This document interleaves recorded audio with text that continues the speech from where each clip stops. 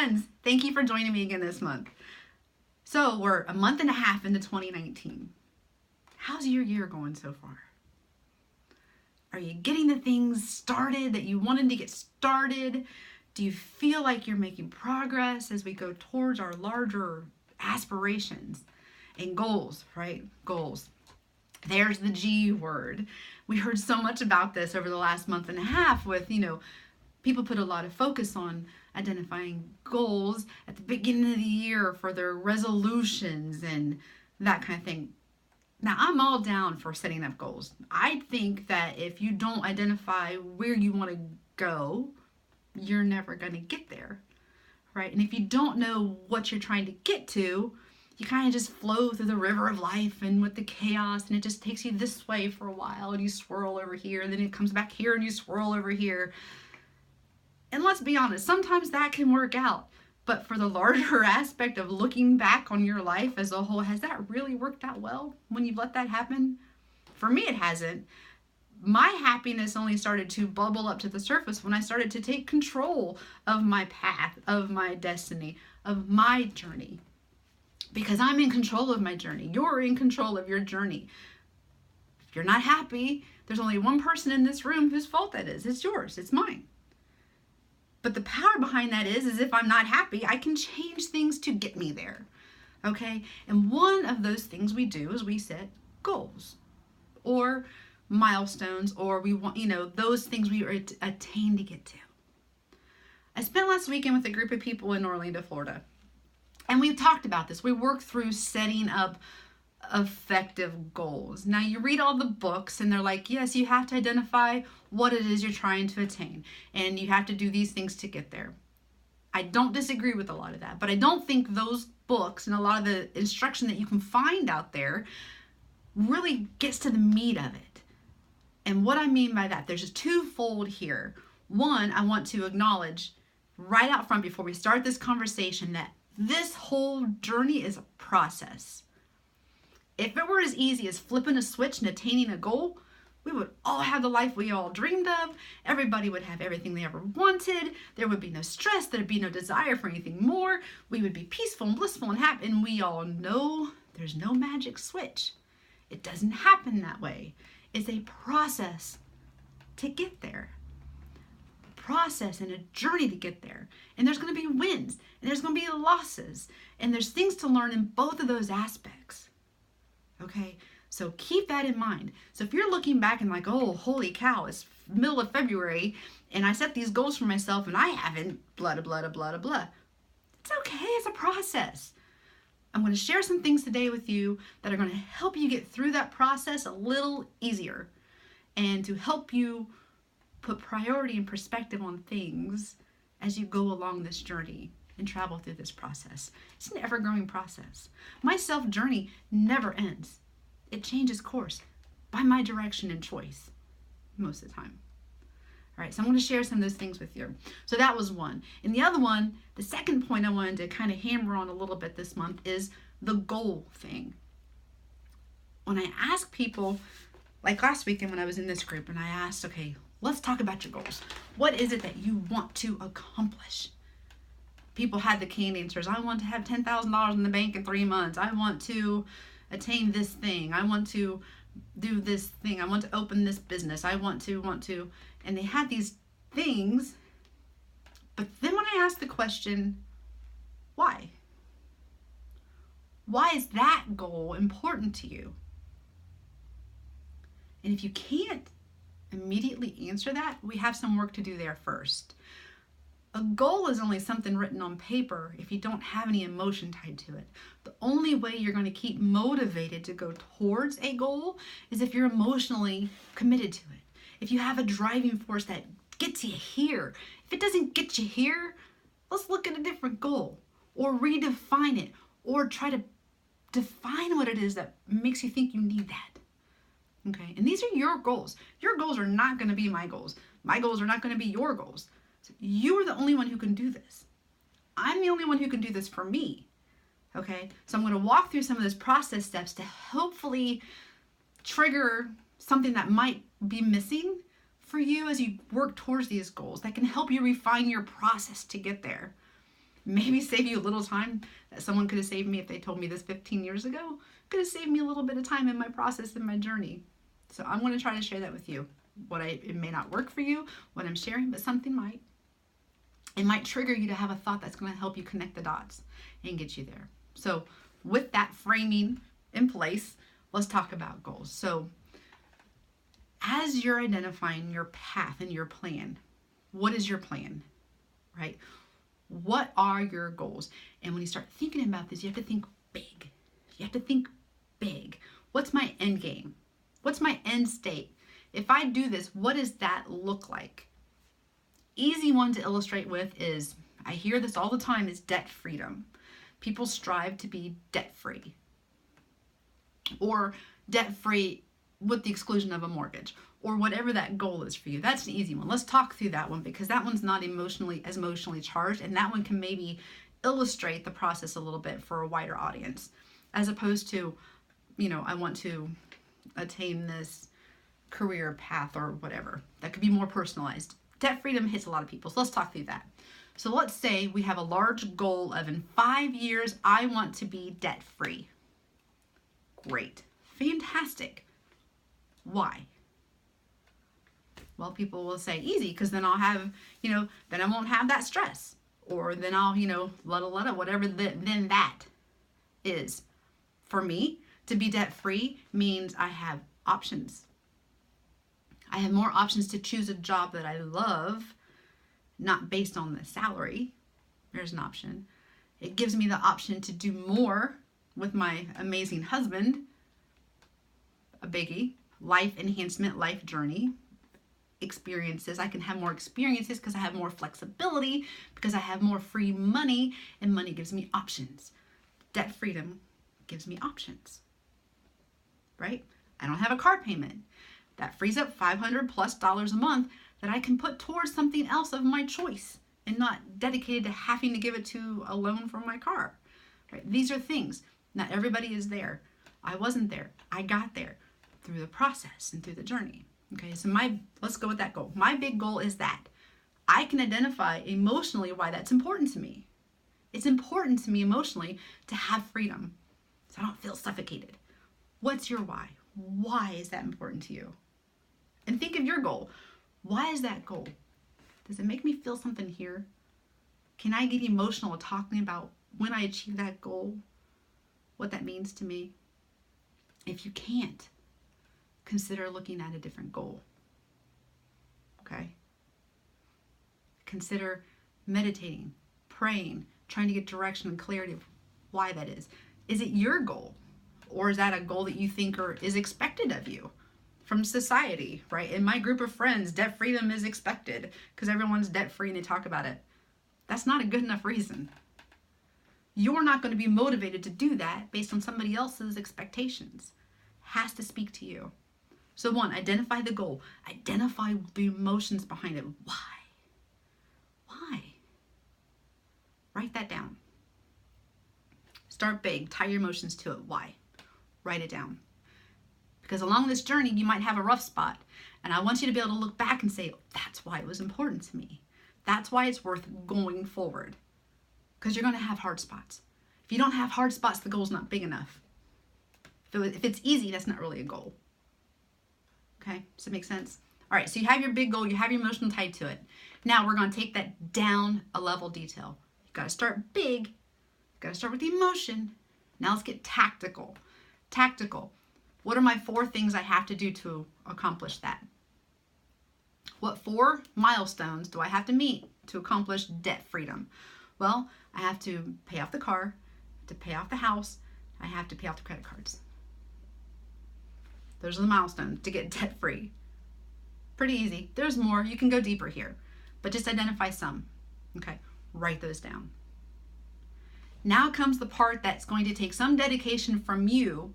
That's why you have to have an emotional tie to it. What's going to get you to sit down and do this part? Because this part is critical. You have to sit down. You have to look in a calendar, right? My process, interpret it for you however you want. Over this month, I have to accomplish these things to meet one of these goals that I wrote that are going to lead to the big goal.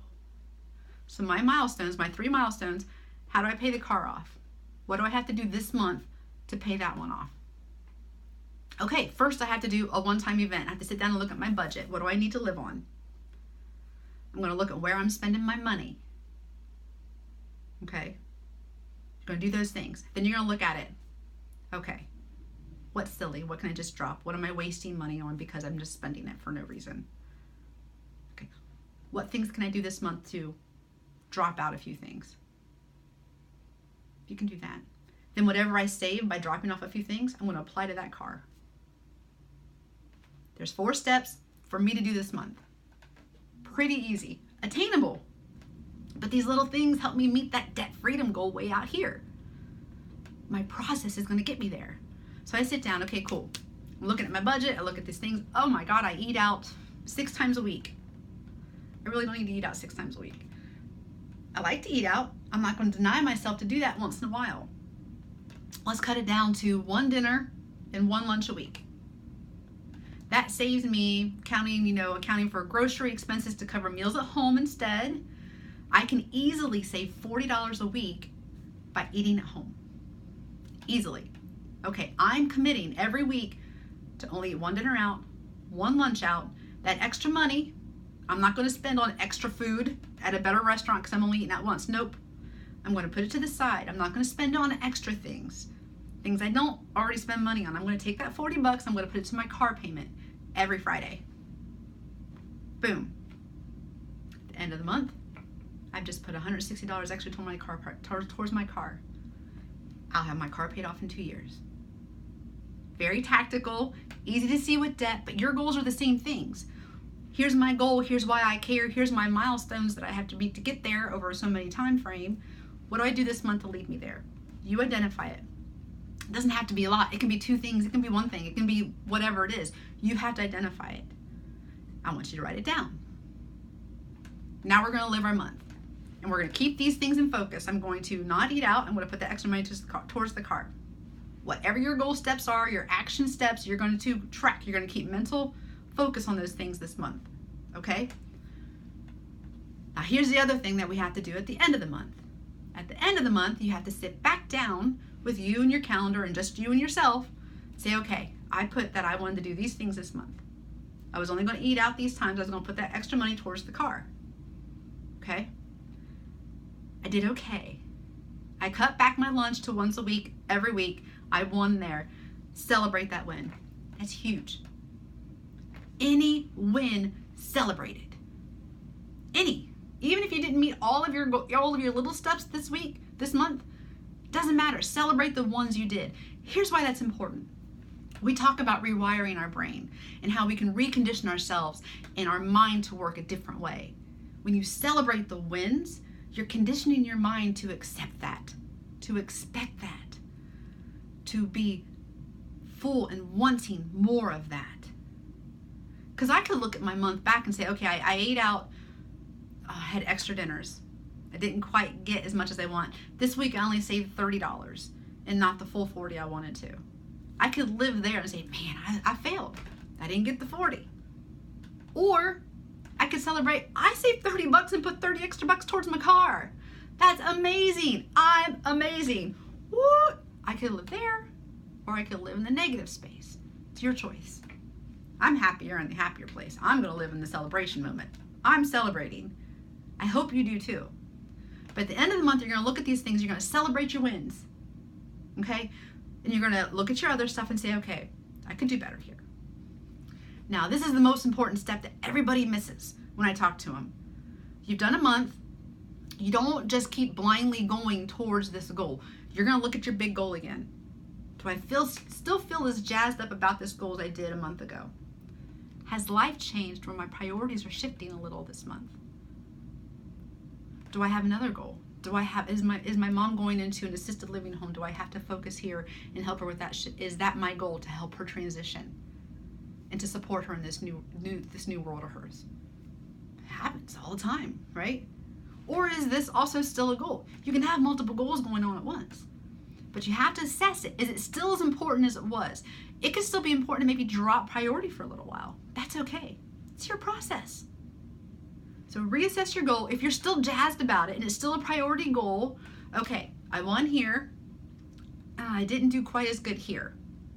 This month, I'm going to meet that goal. I'm also adding in this extra step. I'm no longer going to, when I go to the movies, I'm not going to get a large popcorn, large drink, and candy at the movie theater that costs me an extra $40. I want to go see the movie, maybe get one snack. Save $20. Want to go to the movies, putting that towards the car. So you just keep adding on these action steps that are tangible that you can do a little each month that's going to get you to your end goal. Does that make sense? So you identify the big goal, you feel your heart why it's a big goal, you lay out your big milestones, and then you plan your month. How does my monthly days get me to that goal? You do it in the beginning, you assess. How do you get started? I got my budget, I got what I had, I looked at my money, I looked how I was spending it, what steps can I take? End of the month, okay, I celebrate, I did here, didn't do great here, okay, I'm gonna add in this. Okay, or your goal shifted. Okay, I have a new goal. I'm gonna do the same thing. I'm gonna sit down, what's my big goal? Why do I care? Write it down. Sit down for that first month. Okay, I wanna meet these 4 things by this time period. This month I have to do A, B, and C to get there. Baby steps, I can do this. The reason you do it in this way is, I'm harping on this, but this is a process. This is not a switch you flip. You have to do these things in an attainable way that stretches you, because goals should stretch you, but in an attainable way so you can actually attain them. And if you can make it congruent with your life in a natural process and incorporate it into your daily life, you'll continue doing these things long term. And many of our goals are years out.